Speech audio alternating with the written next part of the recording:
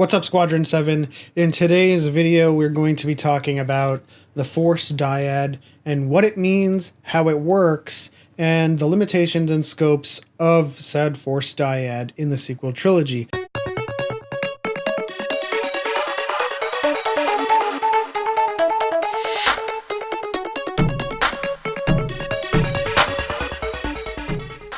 Now, this is one of my main criticisms of the sequel trilogy, is that they failed to fully and adequately explain the scope and limitations of the Force Dyad and how it helped Ben's training, or how it helped Rey with Ben's training. So in order to understand fully what the Force Dyad is, we have to first take a look at the historical context and its uses throughout Star Wars history, both legends and canon, to kind of understand the precedents for its use. So the Force Dyad in Star Wars history is more commonly referred to as Force Bond. And this is kind of like the first level of a Force Dyad, the Force Bond. And some of the more notable bonds in Star Wars history from legends is Revan and Bastilla, and how she was able to locate the Star Forge through Revan's mind by going into this bond. Another use of Force Bond is, of course, Kreia with the Jedi exile Mitra Surik from KOTOR 2.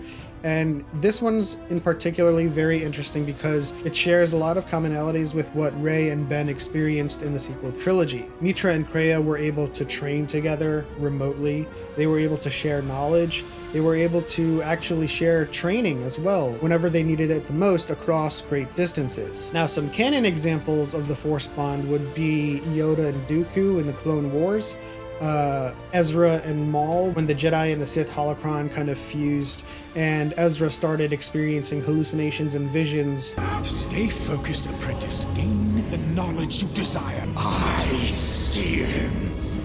Twin sons. That was sort of like the beginnings of a Force Bond until, of course, Maul died in Rebels. Then, of course, the last example of a Force Bond in canon is Rey and Ben, who are actually a true dyad, which is a lot more than a Force Bond. It's like a level 100 Force Bond, whereas like a Force Bond in history would have been just kind of like a telepathic connection or sharing of information and knowledge, whereas Ben and Rey actually share a lot more. They share knowledge, training, and even strength sometimes. And now this is better explained in the novelizations, obviously, because the movies did a horrible job of explaining it entirely, and a lot of the stuff that Ben and Rey go through is implied, and we see a lot of scenes where their Force Dyad is working, but we don't get any kind of context as to what's happening, and so we kind of have to guess,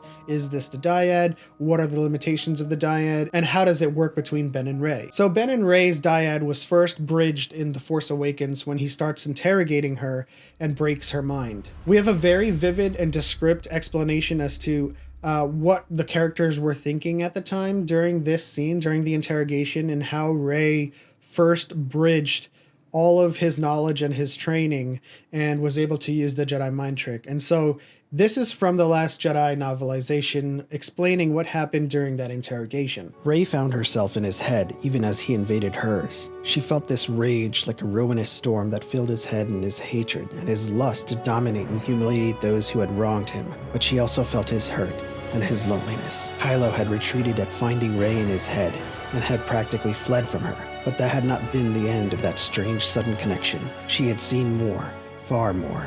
Somehow, almost instinctually, she knew how he accessed some of the powers at his command, even though she didn't understand them.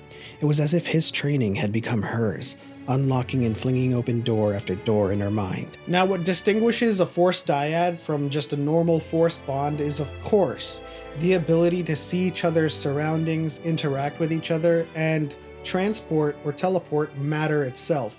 Now, this is a huge contention in the Star Wars universe where people were asking, how did she teleport the lightsaber to Ben? We actually get a teaser of this when their connection is bridged in The Last Jedi, when Rey and Ben are sitting in that Ahch-To hut and they're about to touch. The first example is, of course, when Kylo sees Rey on Ahch-To, but he doesn't see her surroundings. You're not doing this. The effort would kill you.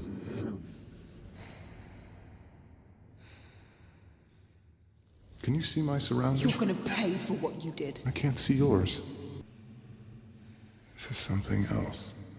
And they're slowly starting to piece together what they can do with this kind of strange connection between them. And finally, it all comes down to the final moment before Rey leaves on Ahch-To, when she tries to reach out to Kylo, and they kind of try to test whether they can touch each other.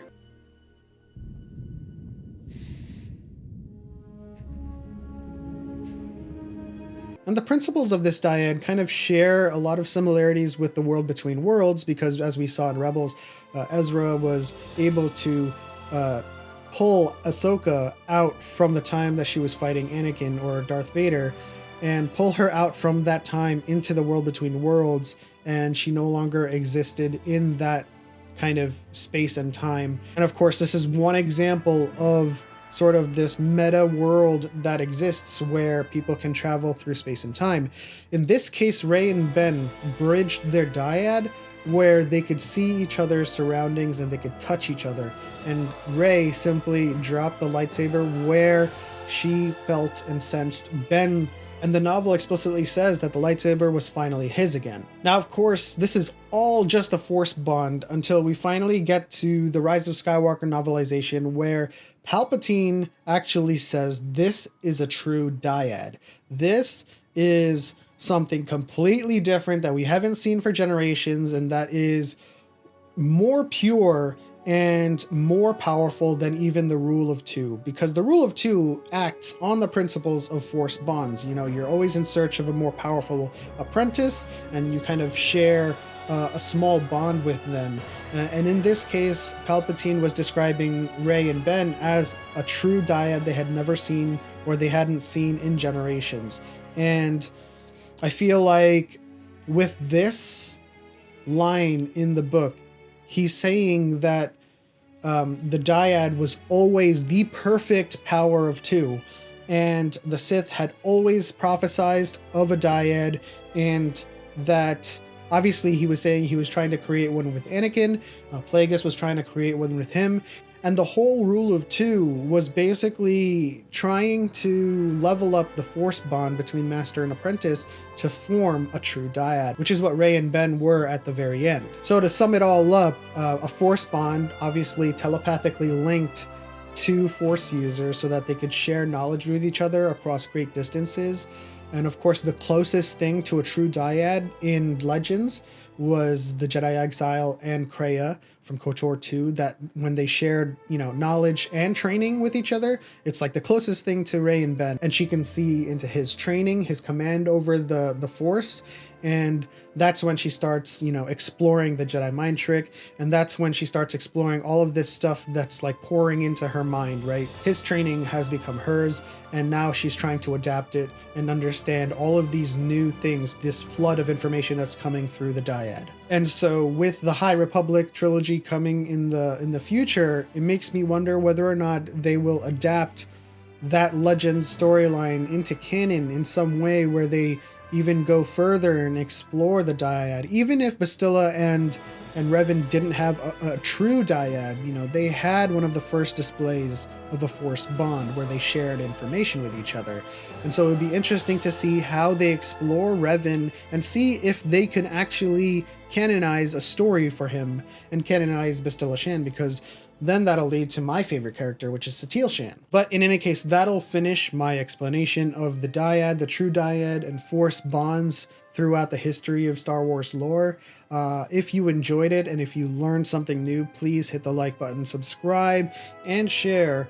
And leave your comments in the section down below if you thought this was very informative and you thought this was actually useful information. I do understand that the movies do a horrible job of explaining this, and that's why I needed to pursue other media like the novelizations to better understand where all of this stuff was coming from, especially to understand how Rey obtained so much information about the Force in such a short amount of time. But as soon as I read that Force bonds existed, that the sharing of knowledge existed, and that Kreia and Mitra shared training together with their Force bond, and then I read that, of course, Ben and Rey were a true dyad, which allowed them to even touch each other across great distances. Then it kind of made me understand better, and I only wanted to extend that information, that extra information to you guys. So if you learned something new, like the video. But that'll do it for me today. I will see you next time for the last episode of Clone Wars. But yeah, until then, may the Force be with you.